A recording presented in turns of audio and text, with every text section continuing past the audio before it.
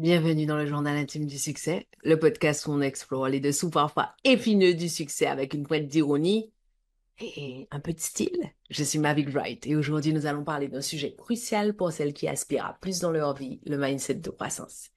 Est-ce que vous savez que seulement 30% des femmes ont ce mindset si précieux? Est-ce que vous serez la prochaine?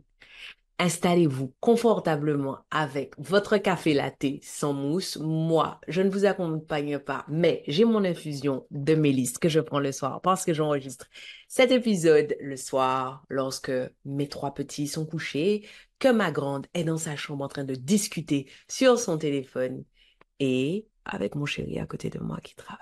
Installez-vous confortablement avec votre café latte sans mousse car ce qui suit pourrait bien être un tournant décisif dans votre vie.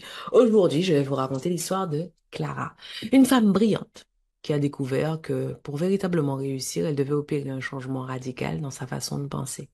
Un changement qui n'était pas seulement souhaitable, mais absolument nécessaire. Clara avait tout pour réussir, comme vous qui m'écoutez, quoi.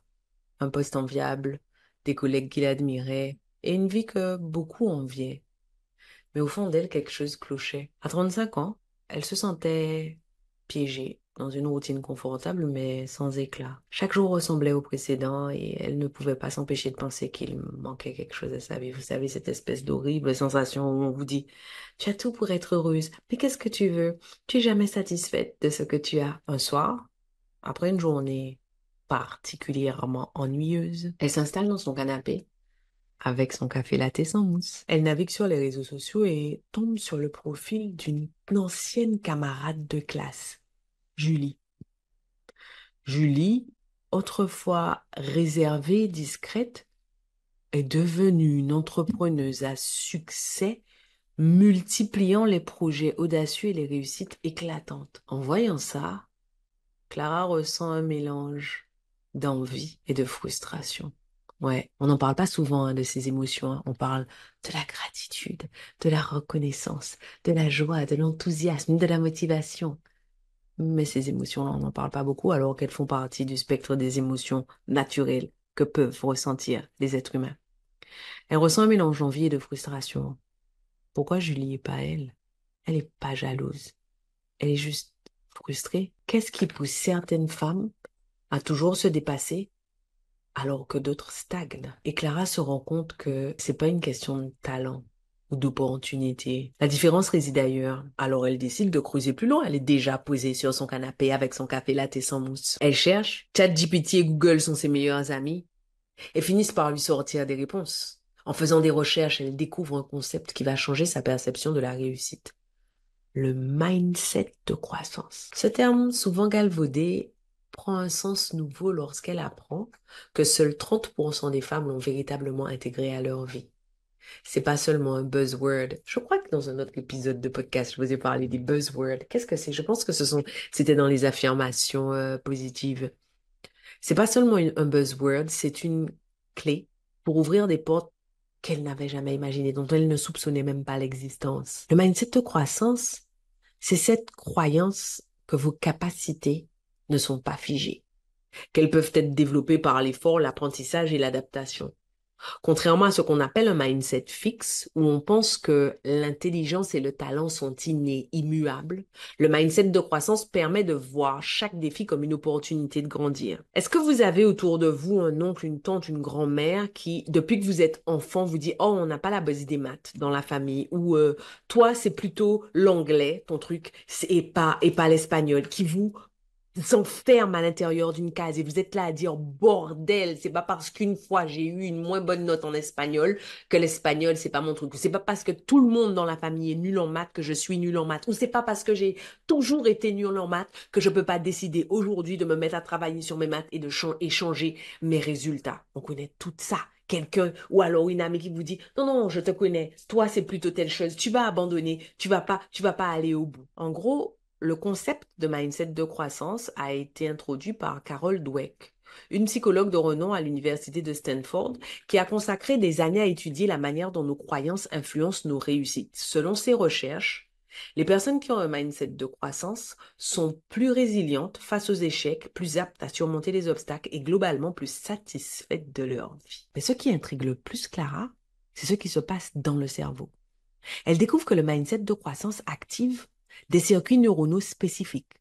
Chaque fois que vous relevez un défi et que vous persévérez, votre cerveau libère de la dopamine, ce neurotransmetteur du plaisir qui renforce les connexions neuronales. En d'autres termes, plus vous vous poussez à apprendre, à évoluer, plus votre cerveau devient performant dans ses tâches.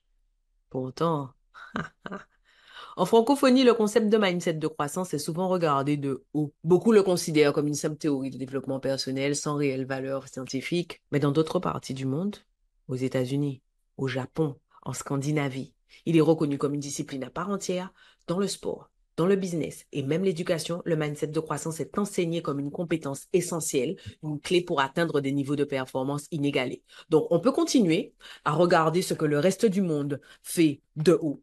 On peut continuer à se dire que on est meilleur que les autres parce que on a hérité du siècle des Lumières, l'esprit critique, etc. et avoir des performances médiocres. Ou on peut se dire qu'il y a des chances pour que si tellement d'études scientifiques prouvent l'existence du concept, qu'il y a des chances qu'on puisse en profiter. Peu de temps après, Clara se retrouve face à un défi majeur. Un projet crucial arrive sur son bureau. C'est une opportunité rare, celle qui pourrait propulser sa carrière à un niveau supérieur. Mais le projet est risqué et il demande des compétences que Clara n'a pas encore développées. Elle sait qu'elle devra sortir de sa zone de confort, elle sait que du coup elle va être vulnérable, elle sait qu'elle va être regardée, elle sait qu'elle va devoir apprendre de nouvelles choses et surtout affronter la possibilité de l'échec. Les doutes s'installent et c'est là que tout bascule. Un soir, alors qu'elle pèse le pour et le contre, Clara reçoit un appel de son supérieur. Clara, on compte sur toi pour mener le projet.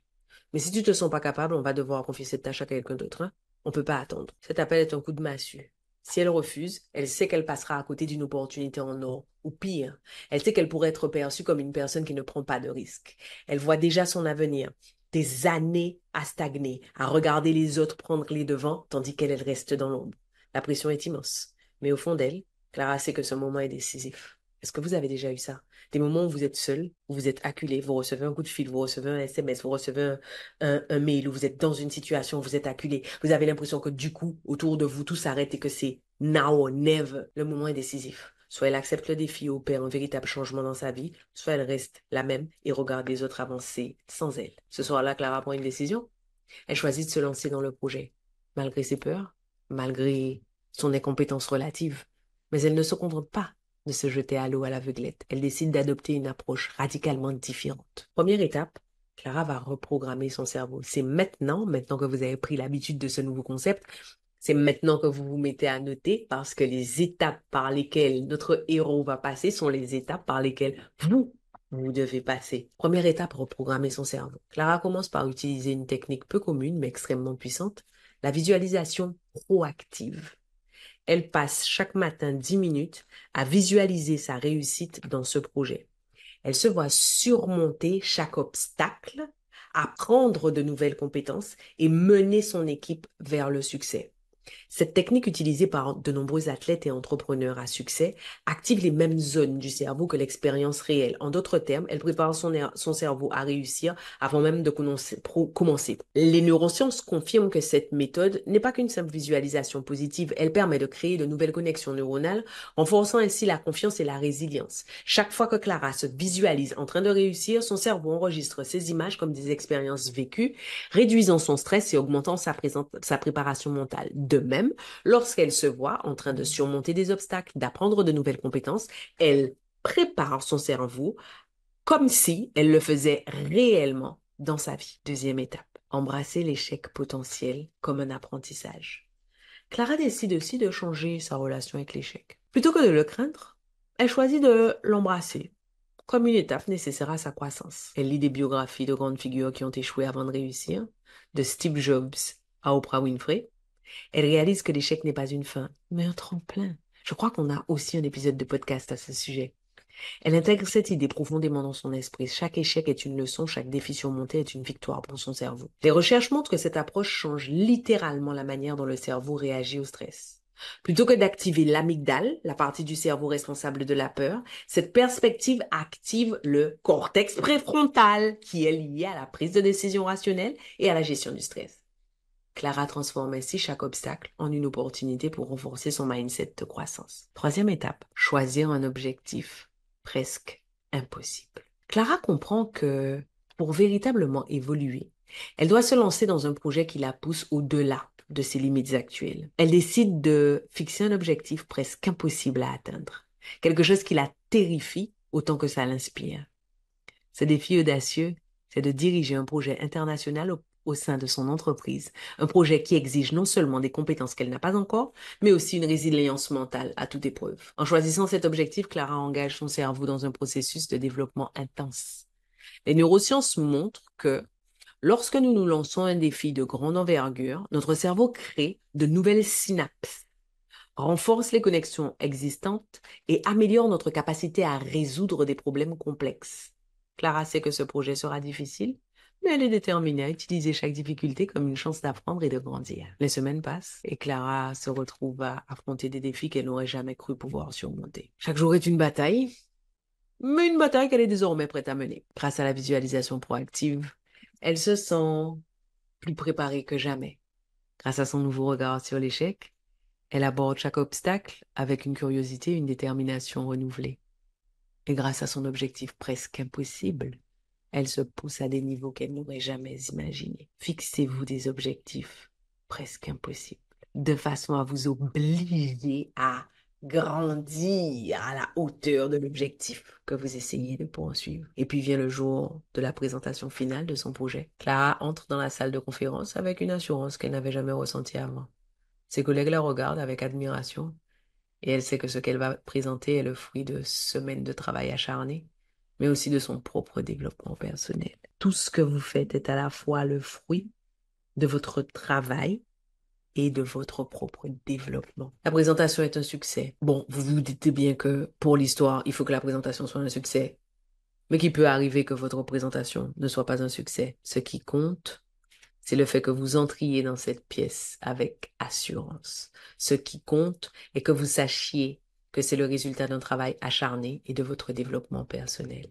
La présentation est un succès, mais au-delà de la reconnaissance qu'elle reçoit, Clara ressent quelque chose de bien plus précieux, une profonde satisfaction intérieure. Est-ce que vous ne méritez pas de ressentir de la satisfaction intérieure? Elle sait maintenant que rien ne pourra l'arrêter, parce qu'elle a découvert la clé de sa propre réussite. Clara a fait un choix crucial, celui de ne plus vivre selon les attentes des autres, mais de se concentrer sur son propre potentiel et sa capacité à évoluer. Elle a compris que le succès ne se limite pas à ce qu'on a déjà accompli, mais à ce qu'on est prêt à apprendre et à devenir. Le mindset de croissance est devenu sa boussole, lui permettant de naviguer à travers les défis avec confiance et détermination. Mais qu'en est-il de vous?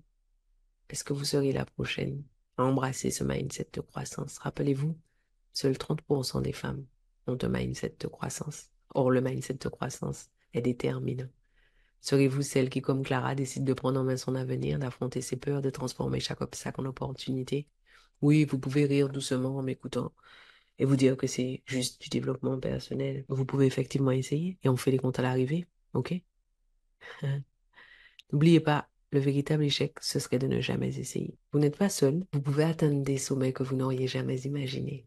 Merci d'avoir écouté cet épisode du Journal intime du succès. Si cette histoire vous a inspiré, partagez-la avec une amie qui pourrait en avoir besoin. Et souvenez-vous, la vie est trop courte pour se contenter de moins que ce que vous méritez. On se retrouve très bientôt pour une nouvelle aventure. D'ici là, restez audacieuse et surtout n'arrêtez jamais, jamais de grandir. J'y crois pas, c'est déjà terminé, on se laisse là. Merci de m'avoir accordé votre temps. Pensez à vous abonner à ce podcast et à me laisser une revue. Et au cas où vous vous demanderiez quel intérêt vous auriez à vous abonner à ce podcast et à laisser une revue, en plus du fait que vous seriez toujours notifié de l'arrivée de nouveaux épisodes, si vous vous abonnez, ce podcast aura de plus en plus de succès. Et s'il a de plus en plus de succès, ce que les ambitieuses comme vous et moi pensons sera de plus en plus répandu. Et si c'est de plus en plus répandu, on va créer un monde de femmes puissantes. Ah, rêvons ensemble d'un monde dans lequel le succès des femmes est normalisé. Un monde dans lequel aucune ne prend ombrage de la puissance de l'autre. Voilà à quoi ça servirait que vous vous abonniez et que vous laissiez une revue. Je serai contente de vous voir sur mon Instagram. D'ici là, à bientôt au prochain épisode.